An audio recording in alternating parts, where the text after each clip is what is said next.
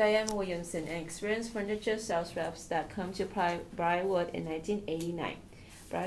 Briarwood was one of the largest manufacturers of Hollister living room furniture in the U.S. Diana was assigned to the West Coast region and soon became one of the top sales representatives in the country. In recognition, Diana was promoted to sales manager of the Seattle office in 1992 and to manager of the new products and market development at corporate headquarters in North Carolina in 1995. Diana expected to be promoted to vice president of marketing. However, the job went to Larry Jacoby, a 12-year veteran of the company who had a reputation of being efficient but not very creative of his management style. Larry got the promotion. What's plan B? I can't believe this. I came up through the sales ranks. I was the one who had the vision to diversify into office furniture, our most profitable product line. I wrote the marketing plan for expansion into the Canadian and European markets. What else could I have done extra? Well, it's well known throughout the whole company that Larry wanted the job. He was the one that made it very clear. He never missed an opportunity. And he was the one that did the presentation for Just in Time at the National Sales Meeting. He also volunteered to represent the company at the labor negotiations with the truck drivers union. All of those things he did went right to the top. Well, I don't work like that. I can't take all the glory for something that was a team effort. Larry just looks out for Larry. My style is to do what's best for the whole company. To work hard. That gets noticed and rewarded. Look at the profit margins in the furniture division. Everyone knows it was me.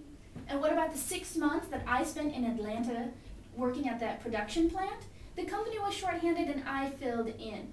I wasn't interested in manufacturing facility, but I did what was best for the company. I've always been there for Briarwood. Fine thanks I get. Now it's too late. I'm just going to resign, and it's their loss. I'm going to hand-deliver this letter right now. Okay. An hour later, Diane sat in Gary Logan's office. Logan was the retired VP of Marketing and Diane's current supervisor. Mr. Logan will see you now. I'm really surprised at your decision here, Diane. I think you might want to reconsider your resignation. Although you've done a fine job here, quite frankly, your name wasn't even among the top 3 contenders for my job.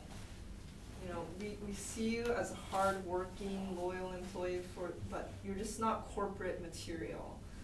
You seem to lack the competitiveness, the independence and self-confidence, and the level of comfort with risk that this job requires. In fact, this is the first time that you've even expressed interest in being promoted to my job, and I announced my retirement 3 months ago. You can't be serious. Why wouldn't you have realized that I considered myself a viable candidate for your position? I hinted at it at my last interview. I clearly remember saying that I'd done everything that this company asked of me. And you agreed with me. And what about the fact that I'm making $8 to $10,000 less than other people of my experience level? I never complained about that. I thought being a team player counted for something. I just may call my lawyer. Gary now decided to go to his lunch appointment with a good friend, Terry Wesley, who was the VP of Finance at Briarwood.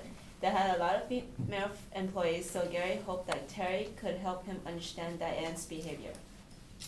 Terry, do you think Diane's reaction to Larry's promotion was justified? Diane never communicated her desire to be promoted to Larry's position, so I don't think it was justified. Yeah, I thought so too, but now I found out she may have grounds to sue Briarwood. She may have grounds to sue us, but it depends. We need to first find out certain factors like hiring dates, credentials, and job description to see if she is justified in her claims.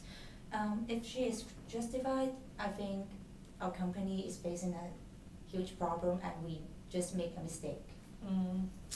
I agree. We're at fault too because we should have made the promotion opportunity more open to everyone. That way we would have known who all the viable candidates were and we would have been able to consider all of them. Still, if Diane had been with the company for this long, she should have known that she needed to speak up if she wanted something.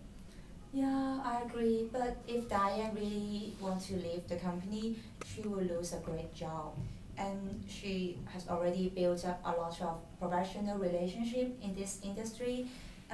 If she just go away, she will lose a lot of bridges and relationship. And I know Briarwood don't want to lose such a great employee also. I think she is such a great asset to the company. Yeah.